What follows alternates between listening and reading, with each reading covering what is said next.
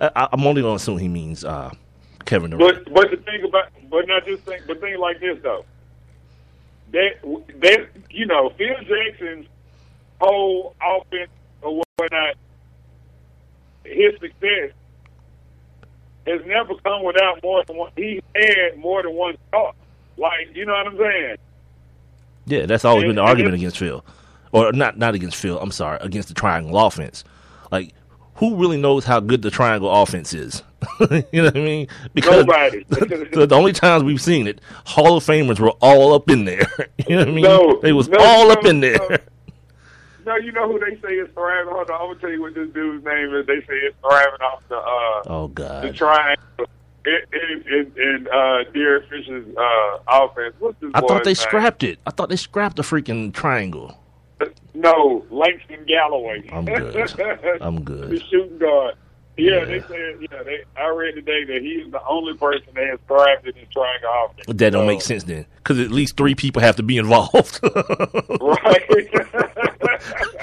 You know, I'll admit to you guys, I flunked geometry one year, but I do know what a damn triangle is, and I know it has 3 sides and 3 points. Right. I know that much. You know, I got an A on triangles. And we've never seen it run without 2 stars and a possible. Langston Galloway. You know what I'm saying? Like 2 stars and a possible. Just straight up. Like, I hate myself now for knowing that dude's you name. Know, I mean, we had Scottie, Michael, and Horace, right? Then we had Shaq and Kobe. Yeah, Shaq, Kobe, and who? I don't know. I don't know. Mean, they had the last time was Shaq. I mean, Kobe, Gasol, and Bynum. There's a bunch of dudes out there with Shaq now. But you know who the number 3 was? Because this is like a Jeopardy question, dude. You know who the number 3 was on that team? Glenn effing Rice, Senior. He was the number 3 on that Glenn Rice, dude. Glenn Rice. The only reason I know that is because Chris Broussard said it earlier today, because he was talking about Kevin Love getting comfortable in that position as the third option, and he brought up Glenn Rice, and I was like, damn it, Glenn Rice was the third option on that team. He was scoring like 16 points a season. Yeah, dude, Glenn Rice Senior, because his boy's in the league now, so you got to put the SR on the back of his name. Yeah. Like, because like my mama the other day, we're watching Sports Center. I'm watching Sports Center. You know, Isaiah Thomas does so and so and so and so. My mom, he's still playing? Mom, he's like 60. What you mean? Is he still playing? No, that's a child. The dude they're talking about is a child. What are we talking about? What's like? You don't have to do that, man. Stop trying to talk to me about sports. Is he still playing? Isaiah Thomas is old as Methuselah. What would he be doing on the basketball court? What? You know what I mean? I didn't mention this yesterday because I wanted to wait till you got back today before we move on to there's one other NBA thing I wanted to ask you about. But yeah, the mixtape. 77 in a row, dude. Yeah, man. What do you do? You know what do you do with that? Like, how do you even process that mentally? But you know what? And I meant to text you about that yesterday because I'm like, that just added kind of like the conversation we were having about how they were trying to kind of live it for this dude indirectly to be like the MVP. Yeah, there's like a campaign going on with ESPN, but what I mean, it's not without. But I mean, without validation. It's phenomenal. Yeah, not without validation. But it's phenomenal. Yeah, I'm looking at this I'm like, I see it, and then I see the little clip of the video, and I'm like, what the hell is happening? Like, why? Okay, for people who don't know, if you don't follow basketball very closely, they say the demarcation for a good shooter is someone who can hit 60% of threes when no one's guarding them. That's the demarcation of a good 3-point shooter. He can hit at least 60% without being guarded. And then like guys like Kyle Korver hit like 50 in a game. It's outrageous numbers. And then the good average, no, not average, but the good 3-point shooters are somewhere around 40. You know what I mean? Upper 30s, low 40 and below. This dude hit 77 3-point jump shots in a row. Like, mentally, that's not even a thing. That's called locked and loaded. Yeah, 77. Yeah. And in comparison, like Klay Thompson said, the most he's hit in a row is 36. So, if I would have heard, like, if I never heard that the Steph Curry thing, and somebody was like, Klay Thompson hit 36 3-pointers in a row, I'd be like, damn, 36. Like, it would still be damn, but now you hear them like, only 36. Like, like it's some bum at his feet. Like, whatever, dude. Yeah. Like, Steph doubled you up plus a couple. Like, but have you seen this shot he takes before every home game, like from the tunnel? Yeah. Running into the locker room, he just turns around and just jacks one up. Remember Reggie Miller used to do that? Yeah. Well, not that, but he used to dribble with his back to the shot clock. As the clock was running down for the warm up time, and then before it hit the buzzer, he just do a turnaround at half court and shoot the half court shot from half court, obviously. Obviously. Well, no, but this from the side, what I'm talking about. Yeah, that's what I'm saying. Yeah, he's walking into the tunnel, going back into the locker room after the warm ups, and he just like gives you a heave to the. Yeah, he's freaking stupid. And has not missed it this season. That's what I do. If I was their like DJ or whatever, their sound guy, I just like have that bite of Lil Wayne. That remix, baby. Like every time he like freak somebody, I like hit that. it's like the remix of the mixtape. Like that's it. When you remix your mixtape, y'all ain't never heard of that. Y'all ain't never heard nobody remixing a mixtape. That's real. Why they still call it a mixtape anyway? Like the kids that are doing them have never seen a cassette tape. I guarantee it. Ever.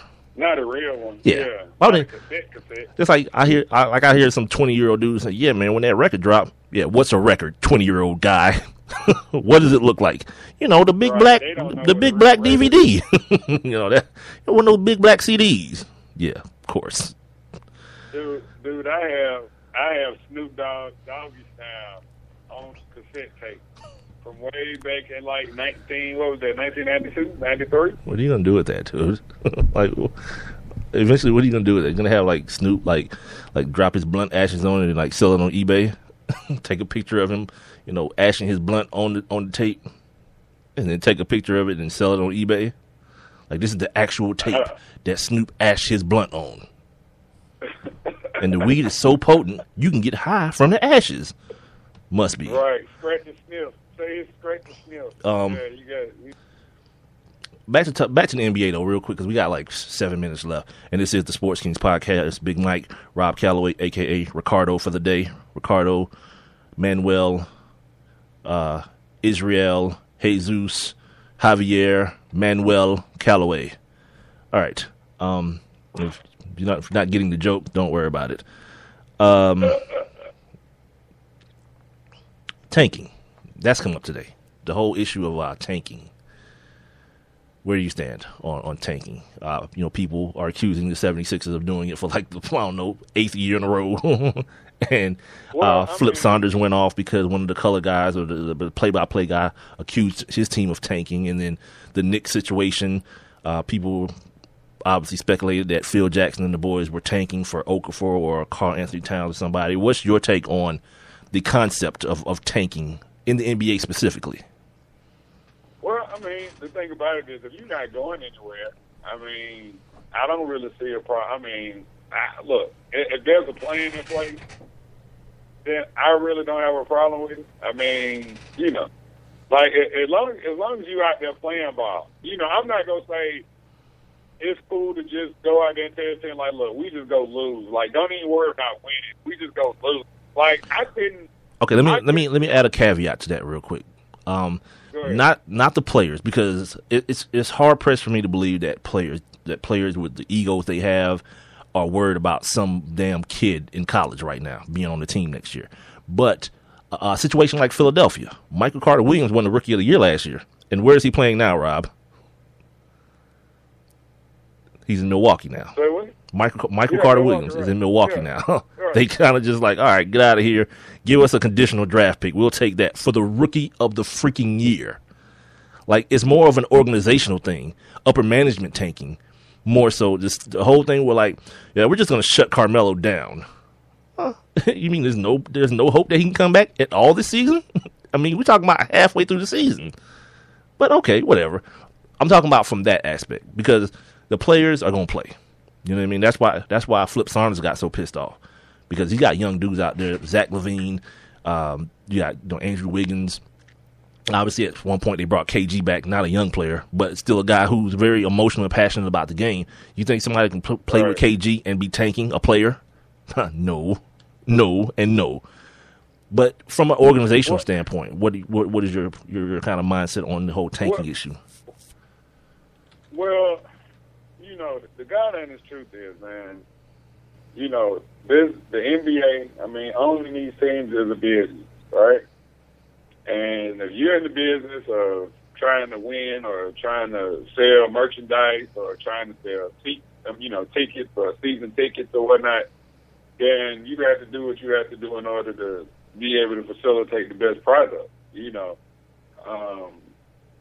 I don't, like I said, I mean, because this has really just become something that has come to the forefront of people really start talking about it maybe like the last, 6 or 7 years, maybe 8 years. Mm-hmm. Like, I don't really remember growing up hearing about teams tanking. You know what I'm saying? I just don't really just like the whole phenomenon that is flopping. But like I said, it's a business. And if you feel like you can better your product, then I guess you have to do what you have to do. Because that's what it comes down to at the end of the day. Yeah, it's a business because you're talking about business people. Like you just said, take the players out because you don't think any players will purposely try to lose. You know what I'm saying? Just because of ego. Flip is not out there just trying to lose, but see. Flip works in multiple capacities in Minnesota. Right. You know what I'm saying?